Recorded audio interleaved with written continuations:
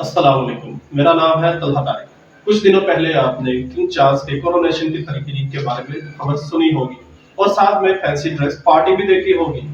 इसी के साथ-साथ किंग चार्ल्स 74 इयर्स के ब्रिटेन के सबसे ओल्डेस्ट मोनार्क हैं। आखिर मोनार्क होता क्या है और ये अब तक बर्तानिया में क्यों चल रहा है? जबकि हम देखते हैं बर्तानिया में तो डेमोक्रेसी है और इसके साथ-साथ पार्लियामेंट्री फॉर्म ऑफ गवर्नमेंट भी है।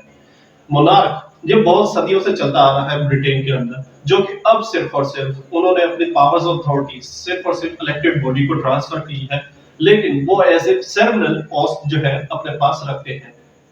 लेकिन अगर हम देखें तो ये रॉयल फैमिली पूरी पूरी जो है ये पैसा कहाँ से कमाती है, ये क्या करती है, जो इनके पास पैसा बहुत ज्यादा है, जबकि इनकी एक पॉलिसी है, इनकी एक जो है हम इसको रवायत कह सकते हैं कि इनकी फैमिली का कोई भी बंदा जॉब नहीं कर सकता, कोई अपना बिजनेस नहीं खोल सकता, किसी के यहाँ नौकरी नहीं कर सकता। तो इनके पास इतना सारा पैसा क्यों है? जबकि मैं आपको एक मिसाल देता हूँ छोटी सी। जब किंग चार्ल्स की जो कोरोनेशन की तकरीब थी, उसमें सिर्फ और सिर्फ 125 मिलियन डॉलर्स जो है वो खर्चा किया गया। लेकिन अगर हम साथ में ये भी कहें कि ये दुनिया के सबसे बड़े चोर हैं, क्यों जरूर चौंके होंगे आप, क्योंकि गोरा और वो भी चोर, और पाकिस्तानियों के लिए तो ये बात बहुत ही चौंका देने वाली होगी। लेकिन अगर हम इनकी हिस्ट्री पे जाए, चलो सब चीजों को आहिस्ता आहिस्ता क्लैरिफाई करते हैं। 1773 में जब ब्रिटिशर्स पूरी दुनिया में अपना कब्जा कर जमा रहे थे, तो इनके जो जंग में जो है जहां पर ये कब्जा करते थे, वहां पर ये उन बादशाहों से, उन शहजादों से बहुत सारा माल दौलत इकट्ठा करते थे, और वो सारा सारा जो वेल्थ थी वो ब्रिटिश ऑफिसर्स को एज ए रिवॉर्ड दे दिया जाता था और उनको अपने पास रखने की परमिशन दी जाती थी। इसके साथ साथ अगर हम इस फैमिली को देखें, ये बहुत सूट बूट पहने हुए ये परफेक्ट चोर है कि चोरी करने पे अपने इन्होंने जो है एक उर्दू वर्ड यूज किया हुआ है, जो कि है लूट। इन्होंने डेफ्ट या प्लंडर का वर्ड भी यूज तक नहीं किया हुआ। यानी आप यहां से अंदाजा लगा सकते हैं, ये प्लंडर और डेफ्ट का वर्ड यूज करने के बजाय, जो कि अंग्रेजी वर्ड है, ये उर्दू का वर्ड यूज कर रहे हैं लूट का। हालांकि लूट तो एक उर्दू वर्ड है, हम देखते हैं जब उर्दू डिक्शनरी में हम देखते हैं, लेकिन इन्होंने हम लूट का वर्ड यूज क्यों किया, मैं आपको बताता हूँ। ये पाकिस्तान और हिंदुस्तान जब बरसगीर 47 से पहले बरसगीर पाक और हिंद से सिर्फ 45 ट्रिलियन डॉलर्स की रकम यहाँ से लूट कर वापस चलेंगे अपना। ये अगर हम इसको अगर हम जो है वो चाइना और अमेरिका की टोटल जीडीपी से भी कंपेयर करें, तो भी पूरा एग्जैक्ट इक्वल नहीं आता है ये रेट। इंटरेस्टिंग फैक्ट बताता हूँ आपको। जब किंग चार्ल्स की शादी लेडी डियाना के साथ हुई, तो उस शादी में सिर्फ 115 मिलियन डॉलर्स जो है वो खर्चा किया गया। ये दुनिया की अब तक की सबसे महंगी तरीन शादी है। प्रिंसेस डियाना के इस वेडिंग गाउन में 10,000 मोती जड़े हुए थे, जिसकी टोटल प्राइस 96 लाख रुपए थी, और ये आज की नहीं उस जमाने की प्राइस है, यानी 1981 की। ये इतना सारा पैसा आता कहां से है, जबकि हम रॉयल फैमिली के जो है सोर्स ऑफ इनकम किस तरफ हम देखते हैं। इनके सोर्स ऑफ इनकम तीन है इस वक्त: पर्सनल वेल्थ, प्रिवी पर्स और सॉवरेन ग्रांट। पहले सोर्स ऑफ इनकम को हम डिस्कस कर लेते हैं। पर्सनल वेल्थ यानी कि इनहेरिटेंस, विरासत, जो आपको आपके पेरेंट्स की तरफ से दी जाती है, कोई भी प्रॉपर्टी या ज्वेलरी वगैरह, कोई ऐसा जो विरासत में होता है वो आपको मिलता है अपने पेरेंट्स के बाद। और ये जो सारी प्रॉपर्टी होती है, जो भी मूवेबल हो या इमूवेबल हो, ये सारी पर्सनल्स को जाती है, और उनका इससे जो है क्राउन से कोई ताल्लुक नहीं होता। ये सिर्फ और सिर्फ रॉयल फैमिली को बिलोंग करती है। सिर्फ अकेले किंग चार्ल्स की अगर हम वेल्थ की बात करें, तो वो सिर्फ और सिर्फ 2.3 बिलियन डॉलर है। ये बहुत बड़ा रकम है, ये बहुत बड़ी वैल्यू है, जो कि इसमें जो है उनकी ना तो वाइफ की इंक्लूडेड है, ना भाई की, ना बेटे की कोई अपनी वेल्थ जो है वो इंक्लूडेड है। ये सिर्फ इनका पैसा है, और ये कहाँ और कैसे खर्च करना है या कैसे इसको इन्वेस्ट करना है, ये इनका निजी मामला होता है, और इसकी डिटेल्स पब्लिक डोमेन में अवेलेबल तक नहीं होती। अब आते हैं सेकंड सोर्स ऑफ इनकम की तरफ, प्रिवी पर्स, यानी इसको हम डची भी कह सकते हैं। डची ऐसा लैंड होता है, प्रॉपर्टी होती है, जो कि सिर्फ और सिर्फ रॉयल फैमिली की होती है, और उसका जो भी सारा रेवेन्यू आता है वो सिर्फ रॉयल फैमिली को जाता है directly. For example, queen Elizabeth को बनने से पहले उनको ड्यूक ऑफ लैंकेस्टर कहा जाता था। लैंकेस्टर यानी कोई भी प्रॉपर्टी, कोई भी जहां से जो भी रेवेन्यू आ रहा है, और ये प्रॉपर्टी का लैंड होता था, और ये 45,000 एकड़ पर मुश्तमिल होता था। और यहाँ से जितना भी पैसा आता था वो डायरेक्टली क्वीन को जाता था, और इसके बारे में ना ही तो क्वीन से टैक्स लिया जाता था, ना ही कुछ कोई भी किसी किसी किसी किस्म का वसूल किया जाता था। इसके साथ साथ वो इसको पब्लिक डोमेन भी नहीं कर सकते, ना ही करने दिया जाता है उन्हें। अब ड्यूक ऑफ लैंकेस्टर अब बने हैं किंग चार्ल्स, और ड्यूक ऑफ कॉर्नवॉल बने हैं उनके सबसे बड़े बेटे। हैरत की बात, इस डची की टोटल इनकम जो है वो 1.2 बिलियन डॉलर्स के करीब करीब है, और ये डची सिर्फ दूसरे सोर्स ऑफ इनकम की कमाई है। Now moving to the last source of income, जो कि आता है सॉवरेन ग्रांट हमारे पास। ये अब बात है कि 200 साल, अराउंड 200 साल पहले की बात है, जब किंग जॉर्ज थर्ड ने जो है अपनी सारा पैसा खर्च कर चुके थे, और इसी के साथ साथ वो जो है इनके पास लिक्विडिटी भी नहीं थी, तो लेकिन उनके पास एक सोर्स ऑफ इनकम बाकी था। उनके पास ब्रिटेन का बहुत बड़ा लैंड अपने पास था, जो कि उन्होंने ब्रिटिश लीडर्स के साथ एक डील साइन की।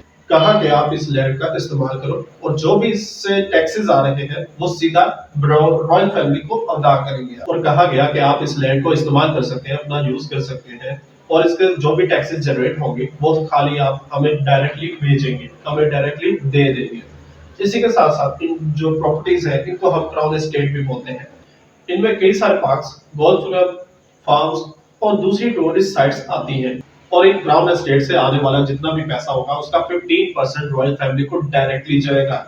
और इसी के साथ साथ इस सॉवरेन ग्रांट से जो भी रेवेन्यू आएगा वो ऑफिशियल ड्यूटीज पर भी खर्च होगा। हम इनकी ऑफिशियल ड्यूटीज के बारे में थोड़ा डिस्कस कर लेते हैं, जैसे इंटरनेशनल गेस्ट को होस्ट करना, ट्रैवल करना, प्रेजेंटेबल रहना, बड़े बड़े पैलेसेस और कैसल्स को मेंटेन करना, स्टाफ की सैलरीज पे करना, ये सब ऑफिशियल ड्यूटीज। और क्राउन एस्टेट की टोटल जो खर्चा है वो 20 बिलियन डॉलर्स है। लेकिन कुछ साल पहले हैरी और मेगन ने अनाउंस किया था कि वो रॉयल फैमिली को गुड बाय करेंगे, तब उन्होंने सिर्फ इस तीसरे सोर्स ऑफ इनकम को खैरबाद कहा था।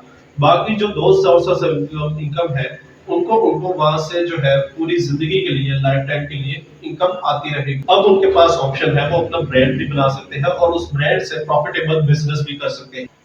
और अगर हम देखते हैं कि क्राउन फैमिली का जो मेंटेनेंस सिस्टम है वो बहुत ही कंट्रोवर्शियल रहा है।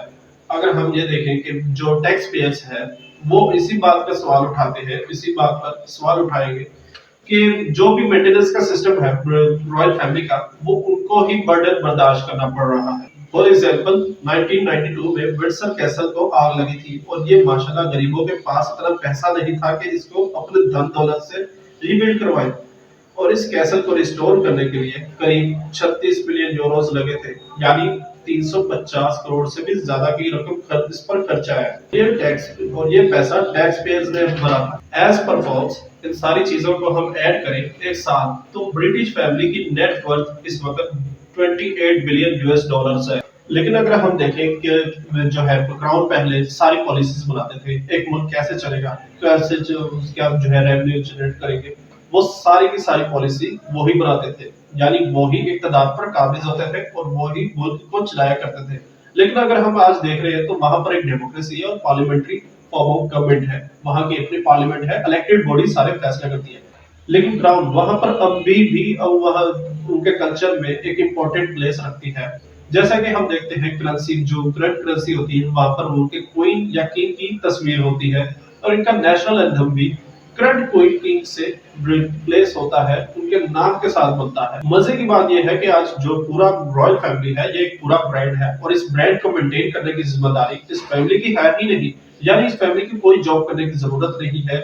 उल्टा इस फैमिली की जो ब्रांडेड है, ब्रांड कल्चर है, उसको सपोर्ट करना, उसको मेंटेन करने की जिम्मेदारी पूरे पूरे ब्रिटेन की आती है। कि इस ब्रांड को मेंटेन करने की जिम्मेदारी सिर्फ एक मुल्क की नहीं बल्कि ऐसे बहुत से ममालिक की है। अगर हम विकिपीडिया पर किंग चार्ल्स के पेज पर जाते हैं तो हमें वहां पर नीचे मिलता है कॉमनवेल्थ रेल्म्स के बारे में, पैसे का असली सोर्स।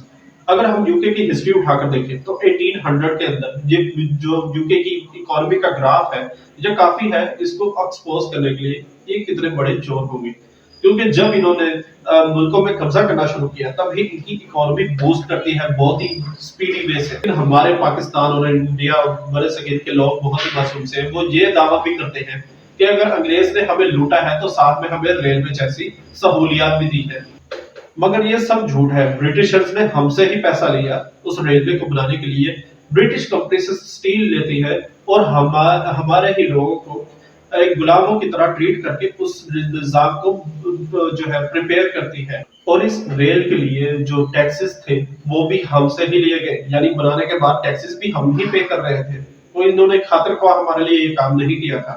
इसी के साथ साथ अगर हम ये देखते हैं वर्ल्ड वॉर 2 के बाद जब ब्रिटिशर्स को स्टील की जरूरत पड़ी तो उन्होंने बिना किसी से पूछे या किसी को बताए बिना ये जो पटरियां थी, ये ट्रैक्स थे, इनको उखाड़ना शुरू किया और इनको मेल्ट करके बेचा मार्केट के अंदर और उससे रेवेन्यू जनरेट किया।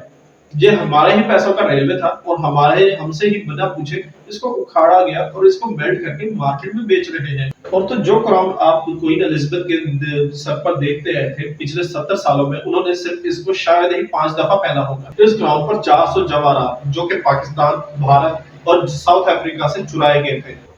मगर हमारा मकसद इस वीडियो का बिल्कुल भी ये नहीं था कि हम ब्रिटिशर्स को बुरा भला दिखाएं, बल्कि इसको इस चीज को फैक्ट्स आपके सामने रखने थे। जब हम अपने पाकिस्तानी बहन भाइयों को देखते हैं और यहाँ तक के हमारे पड़ोसी मुल्क इंडिया तक हम ये देखते हैं कि जब क्वीन एलिजाबेथ की डेथ होती है या कोरोनेशन की तकरीब होती है तो लोग अपने स्टेटसेस लगा रहे होते हैं, स्टोरीज लगा रहे होते हैं। मगर क्यों? आखिर इसकी वजह क्या है? एक उन्होंने कॉलोनाइज किया, हमें हमारी बहुत सारी जो दौलत थी वो लूटी, जबकि हम उस वक्त दुनिया में तीसरे नंबर पे थे सबसे बड़ी जीडीपी लेकर। तो इन्होंने ही जो है सारी नजदीकियां खत्म की। लेकिन इसके साथ साथ अगर आपको ये वीडियो अच्छी लगी हो और आपको और इस तरह की मालूमाती वीडियोस देखने का ख्वाह हो तो आप इस चैनल को सब्सक्राइब कर लें और घंटी बेल आइकन पर जरूर क्लिक कीजिएगा। इसी के साथ साथ आज के वीडियो में हमें दे इजाजत। आपका होस्ट तलहा तारिक।